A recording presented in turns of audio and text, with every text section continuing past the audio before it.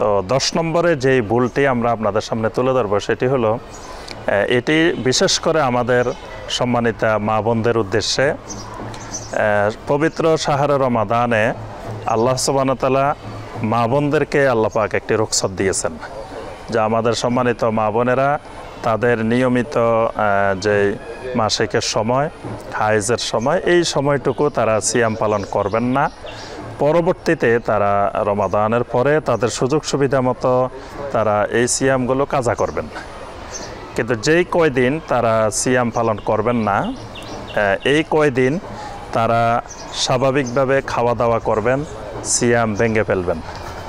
কিন্তু আমাদের দেশে দেখা যায় অনেক মা বোন এই অবস্থায়, হায়েজ অবস্থায় সিয়াম পালন করেন না, কিন্তু আবার দিনের বেলায় কিছু খান না। তারা সকাল থেকে সন্ধ্যা পর্যন্ত না খেয়ে থাকেন এবং না খেয়ে থাকাটাকে তারা ফজিলতের মনে করেন, সওয়াবের কাজ মনে করেন। এটা একটা মারাত্মক ভুল। তারা ছেলে মেয়েদের সামনে বা লোকজনের সামনে, পরিবারের অন্যদের সামনে খাবেন না, এটা ঠিক আছে। এটা রমাদানের প্রতি আদাব রক্ষা করবেন, সবার সামনে খাওয়া দাওয়া করবেন না, কিন্তু তিনি কিছু না কিছু খেতে হবে। এবং আল্লাহ পাক যেহেতু তাকে রুখসত দিয়েছেন, তিনি সিয়াম ভঙ্গ করেছেন, কিন্তু তিনি এখানে না খেয়ে সকাল থেকে সন্ধ্যা পর্যন্ত সবার সাথে তিনি সিয়াম পালন করবেন। এটা তার জন্য, যদি মনে করেন যে এর মাধ্যমে আল্লাহ পাক সওয়াব দিবেন, তিনি এটাকে সওয়াবের উদ্দেশ্যে করে থাকেন, তাহলে গুনাহ হবে। এজন্য তাকে সিয়াম ভেঙে ফেলতে হবে এবং কিছু খেতে হবে। এই অবস্থায় থাকা, এটা ফজিলতময় মনে করা, এটা একটা মারাত্মক ভুল। অনেক মা বোন, আমাদের সম্মানিত মা বোনেরা করে থাকেন। এই ভুলটা থেকে আমাদেরকে বেঁচে থাকতে হবে।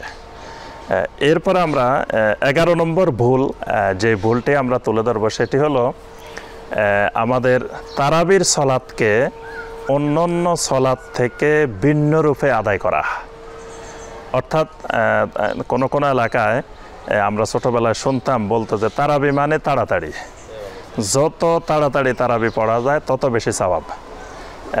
এই জন্য মসজিদে মসজিদে প্রতিযোগিতা শুরু হয় যে কোন মসজিদ থেকে কোন মসজিদে তারাবি তাড়াতাড়ি পড়তে পারে। এই মসজিদে যদি 30 মিনিটে পড়ে, তা আরেক মসজিদে 25 মিনিটে শেষ করে, আরেক মসজিদে 20 মিনিটে শেষ করে। এই যে তারাবি সংক্ষেপ করার প্রতিযোগিতা, এটি মারাত্মক একটি ভুল। এই জন্য আমার সম্মানিত ভাই ও বোনেরা, সলাতুত তারাবিহের জন্য আলাদা কোনো বিধান নাই।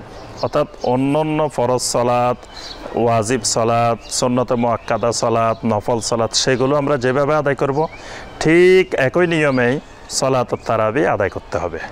অর্থাৎ সলাতুত তারাবির মধ্যে কেরাত, কোরআনে কারিমের তেলাওয়াত, এটি ফরজ নামাজে ইমাম সাহেব যেভাবে তেলাওয়াত করেন, ঠিক একইভাবে তারাবির সলাতেও তেলাওয়াত করবেন।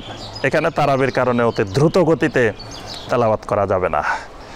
এবং আমাদের সমাজে আমরা কোরআন খতমকে বাধ্যতামূলক করে নিয়েছি। বাধ্যতামূলক করার কারণে আমাদের সম্মানিত হাফেজ সাহেবগণ অতি দ্রুত গতিতে তেলাওয়াত করেন, যেটা বোঝা যায় না, তারতিলের খেলাফ, যেটি কোরআন বিকৃতির শামিল, মারাত্মক গুনাহের কাজ। এই কাজগুলো করে থাকেন যে কিভাবে দ্রুত খতম করা যায়।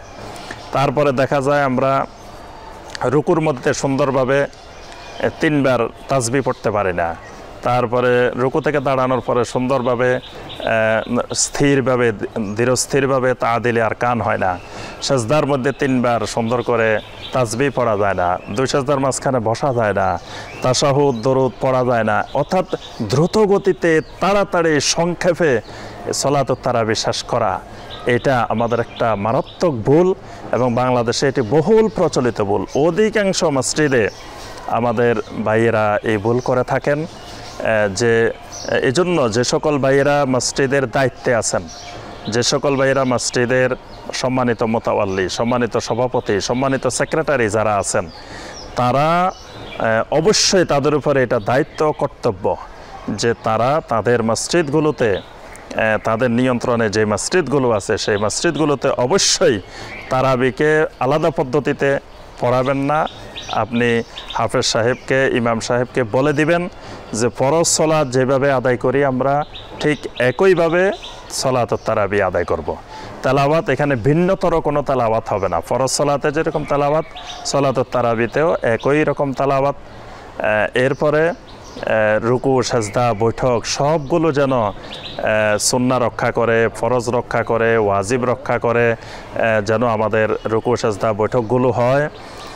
আয়েশা রাদিয়াল্লাহু তাআলা আনহাকে আবু সালামা বিন আব্দুর রহমান রাহিমাহুল্লাহ তিনি জিজ্ঞাসা করেছিলেন যে রাসূলুল্লাহ সাল্লাল্লাহু আলাইহি ওয়াসাল্লাম রমাদানে কিভাবে সালাত আদায় করতেন।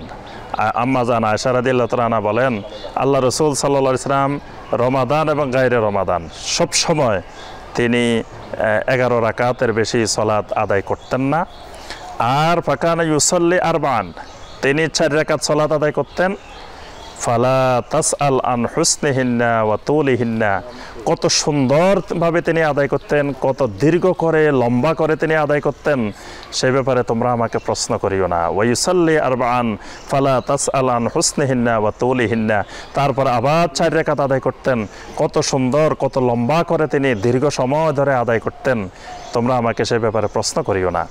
এমনকি তিরমিজির হাদিসের মধ্যে এসেছে যে রাসূলুল্লাহ সাল্লাল্লাহু আলাইহি ওয়াসাল্লাম যে 3 দিন জামাতে আদায় করেছিলেন, শেষ দিন যেদিন নবী সাল্লাল্লাহু আলাইহি ওয়াসাল্লাম সাহাবীদেরকে নিয়ে জামাতে আদায় করেছিলেন, সাহাবায়ে কেরাম বলেন যে আমরা তারাবি আদায় করতে করতে এমন অবস্থা হয়েছিল যে ফজরের ওয়াক্ত হওয়ার কাছাকাছি হয়ে গিয়েছে, আমাদের সাহারি খাওয়া ফাওত হয়ে যাওয়ার উপক্রম হয়েছিল। অর্থাৎ রাসূলুল্লাহ সাল্লাল্লাহু আলাইহি ওয়াসাল্লাম এত দীর্ঘ সময় ধরে তেলাওয়াত করেছেন যে ফজরের আগ পর্যন্ত মাত্র অল্প একটু সময় সাহারি খাওয়ার বিরতি দিয়েছিলেন, সেই সময় পর্যন্ত রাসূলুল্লাহ সাল্লাল্লাহু আলাইহি ওয়াসাল্লাম সালাতুত তারাবি কিয়ামুল লাইল আদায় করেছিলেন। কিয়ামুল লাইল, তাহাজ্জুদ, তারাবি, কিয়ামে রমাদান এগুলো সব এক সালাত। এগুলো এশার পর থেকে ফজর পর্যন্ত যতগুলো সালাত এগুলো সব এক সালাত। প্রথম রাত্রে আদায় করলে আমরা এগুলোকে সালাতুত তারাবি বলি, শেষ রাত্রে আদায় করলে তাহাজ্জুদ বলি, কিয়ামুল লাইল বলি। কিন্তু সকল মুহাদ্দিসিন সকল মুফাসসিরিন বলছেন এগুলো এক সালাত, সবগুলোই কিয়ামুল লাইল, সবগুলোই সালাতুত তারাবি। তো সম্মানিত ভাই ও বোনেরা, আমাদেরকে অবশ্যই খেয়াল রাখতে হবে সালাতুত তারাবিকে আলাদা দৃষ্টিতে দেখা কোনো অবস্থায় যাবে না, যে এটা তেলাওয়াত হবে আলাদা, এটা রুকু সাজদা আলাদা, এটা দ্রুত গতিতে আদায় করা, এটা মারাত্মক আমাদের জন্য একটা ভুল।